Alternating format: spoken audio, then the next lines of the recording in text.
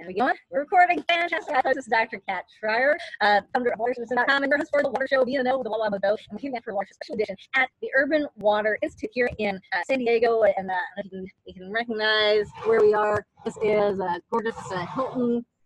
Great place, Mission Day for water conferences. And for the last 3 days, we've been here with some of the top managers, really management level folks from many of the top water agencies all over the West, especially in California. So can you tell us, I've got to go on there with, this is Rita Schmidt Sudman, who has been a mentor of mine for many, many years. Since she was in high school and I was in grade school 20 years ago. I created and helped make as much as the Water Education Foundation, which is now in other hands since I retired. But I continued to be a supporter and a contributor and helping my successor, Jen Bowles, do a good job at the foundation. And Kat, I just want to mention to you that we are in San Diego, and you showed the folk a little bit Mission Bay, but if you've been down here close, it's so beautiful with this really man-made area. Now, that's both good and bad, but it reflects, I think, the thing about water that people should know. Because in the 1960s, when I was a little kid, going up down there, the cutting meat factory was on Bay, Mission Bay Sang. But then around the early 60s, the city went through a depression, and it was all military money contracts, and it was Convair in those days. They were pro. And your dad's a Marine. My dad's a Marine. And so the city fathers got together. They were fathers at the time. They got together and said, let's make this Mission Bay into a recreation place. And so before the Clean Water Act was passed, they took all this marshy area and just bulldozed it, but they made this beautiful place where families could recreate and people sail, and it's a wonderful thing. Although they did destroy some of the national environment, the marshes. So then the Clean Water Act came later, and so then they adhered to clean water standards, and now they're bringing back some of the marshlands to the natural state. So it's a place that you can see has evolved through the years.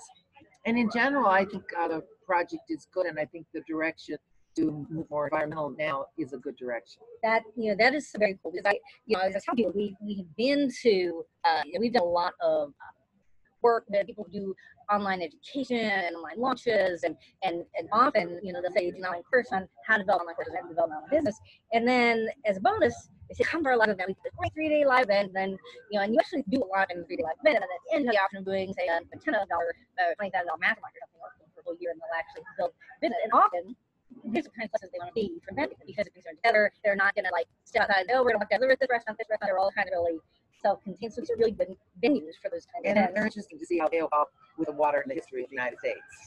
Exactly, yeah. And a lot of the folks that we're hearing from here at the Urban Water Institute, kind of started out with service areas that were primarily agriculture, primarily city industry kind of stuff, and the whole tourism and really high-end tourism, golf tourism, resorts, spots, all down the California coast have become such a prominent, not only part of the economy, but part of water use.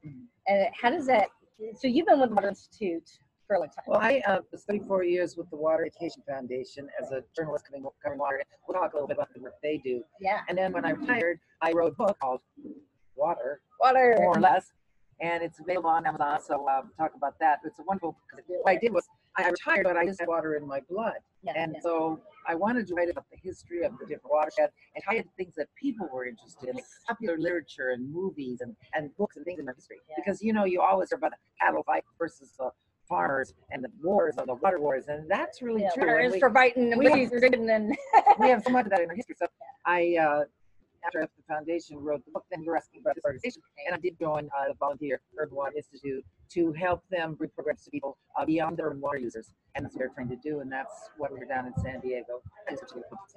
And this video will be part of a series that we're putting together on the Urban Water Institute, but I also wanted to get a chance to talk to you because it has been a mentor of mine and a real inspiration for what we've been doing with WaterCitizen, trying to, same way sort of time Water Institute, we've done water in the Olympics, we've done Hispanic water leaders and then water leaders, we've done water in film, and I got to know Rita when Colorado decided to put together their version of the Water Education Foundation, which they had to change the name of it to. Because I made you change the name, so there wouldn't be confusion. Right. Well, and, whether it's the California Water Education Foundation or just the Water Education Foundation, and actually, WaterCitizen, the original idea was this idea of having like a national Water Education Foundation online that people could do the kind of stuff that organizations like California's, the Water Education Foundation and Colorado Foundation for Water Education were doing for everybody. you know, and this, so basically, when we were creating the Foundation for Water Education in Colorado, we brought Rita out to a wonderful conference in Gunnison, which is really brings together people who are not just water professionals, just people who love water. And they do, you know, whitewater rafting down the river and all that, or and talking about how do you bring together all the different stakeholders into this advisory board? How do you come up with things like these water tours? And they've done films and Documentaries. Yeah, we we won a few Emmys with that because you get them on public TV, and that's the only way. You know, people aren't going to read a lot, and but we give good publications. That's why I tried to make the book so attractive with art and literature. You make it an anthology, but the tours, seeing things firsthand, these are all things that the Water Education Foundation did, and that the Foundation for Water Education in Colorado does some too. So I'd like to see that model across the West. Yeah. And then it really becomes experiential. And with some of the online stuff, we have a chance to do that as well, where we can engage with the audience, answer questions. I see we get some people watching it already, and hey guys, so good to see you. You know, and often it sort of gives you a sneak peek what you can expect if you do actually coming to a tour, come to be part of something that we did in both Colorado and California, the Water Leaders Program. Tell us about that. That's really been monumental for bringing together some major interests in water. Well, I have a feeling that a lot of people need to walk in someone else's shoes to understand any issue, really. And you've seen it in your own life, I'm sure, if you walk in someone's shoes. So I thought of a program, and I had a woman that was interested in helping me with this. And this kind of a program would take people in their 20s and 30s and whatever, age wasn't a big deal, but it's sort of in the beginning, talking about the beginning of your career more. Where they've kind of mastered their discipline, they've got their educations, their few years of working, so that kind of a thing, whatever their age. And so that point where they're going to work a long time more, but they're working, say, for maybe it is something connected with water, engineering, law, environmental planning, something like that, and agencies, etc. And to make a competitive program, make these people have something that they can do. The best and the brightest. Yes. It would be on the side of their regular full-time job, and then they would be in a program with a mentor. And if they were, say, an agricultural person, their mentor would be urban, environmental, or fisher, or this or that. So walk in another person's shoes, and then do an education project where you learn about storage or data or something. And they're part of class, right? And they're part of a class, and it's a diverse class of about 20 people. And so that has been going on 20 years. And I know the Water Education Foundation has done that successfully. We get scholarships to people. We look for money for scholarships, but then we give the scholarships. And then the Foundation for Water Education in Colorado has a similar type program. And it's very rewarding after 20 years to see some of these people in the highest echelons of law, environmental, engineering, and, you know, taking their place running these programs. It's very, very rewarding. I mean, we were talking about, when I was coming up, you know, as in grad school in Colorado State, getting my PhD, I was working with the Water Institute, I was working with the State Water Board, doing all the, I actually stopped classes for like a whole semester because I had so many little consulting projects as someone who had a council science policy. And, and they didn't have the foundation in Colorado yet, but they had something called Bighorn, which was created by Rutgers and you know, some people who wanted to see people working together. And obviously, you know, right now we're seeing a lot of divisiveness in politics and policy making, and these programs really help so that you're not seeing people as some other. You're seeing people as we're all in this together, and especially with water, it tends to be bipartisan. It tends to be, you know, once people do get to know each other, you work towards these more collaborative things that start with building relationships and, as you said, walking somebody else's shoes. So, and again, the people who go through these programs early in their careers, once they've mastered their discipline, and they start to move up to the management levels and executive decision making levels, and get involved in organizations like Urban Water Institute or American Water Works Association or Association of California Water Agencies or whatever, that they are have that perspective, right? They're not just focused on their one organization. because people don't stay with one organization their entire career anymore. No, and they don't. So sometimes people will leave water and be in something else, and that's fine. They've had education and background, and that makes them a better citizen too. Absolutely. Well, and we had a panel here at this conference of non-water industrial users, and two of them are pretty predictable. You can think of, who uses a lot of water. Where certainly they had beer, and they had wine, and sodas, Coca-Cola. Well, we learned it a lot. We learned that it takes 7 gallons of water to make 1 gallon of beer. Well, that's important stuff. And wine even higher. So yeah. But then afterwards, you make water, and then take that water and then recycle it. Well, yes. So the more beer you drink, the more you're contributing. Well, we did see that some of the breweries and wineries are doing really good work, and frankly, they're not just doing it to be great. They're doing it because water costs money, and they're seeing, especially now, we're sitting in Southern California right now, and water prices are higher all the time because people want cleaner water, because the water has to be pumped from Northern California over mountains, over the Tehachapi's, or brought from the Colorado River. There is no natural water much in Southern California, certainly in San Diego County. End of the pipeline. 95% of the water was coming from these imported sources from Colorado River and from Northern California, and now have changed that. Well, now they've diversified. They've bought water from farmers in the Imperial Valley. Again, another controversy. A lot of people for it, a lot of people against it. We take water from one area and get it to another area. That's as its baggage. But one other thing that they've done, and they needed to do it if they were going to have San Diego continue. So some of that, but also taking water. There's a program called Pure Water down here that basically is a recycled water program and makes water for potable use for drinking water. I know that you listeners might be going, oh, wow, we don't want to reuse water and drink it if it had been in where or whatever. But folks, all the water we've ever had is recycled. It's either recycled naturally through the environment and the hydrological cycle, like you learned in the 4th grade, or it's cleaned up in water treatment plants, put back in rivers, picked up another place, used again. So we're refining that model, and we're trying to use the water that we have. And the thing we talked about down here in the Water Education Foundation and in my book, Water More or Less on Amazon. But anyway, I talked a lot about the use of stormwater, because this is a total waste that we don't use more stormwater. We've been taught, and as a homeowner, get that water away from your house. Get those drains, get that water away from your house. It starts picking up more contaminants flowing into those storm drains. That water, folks, does not go to the water treatment plant. It goes away into the no rivers. Way. Well, it goes to the rivers and the lakes and the ocean, and it's not cleaned up.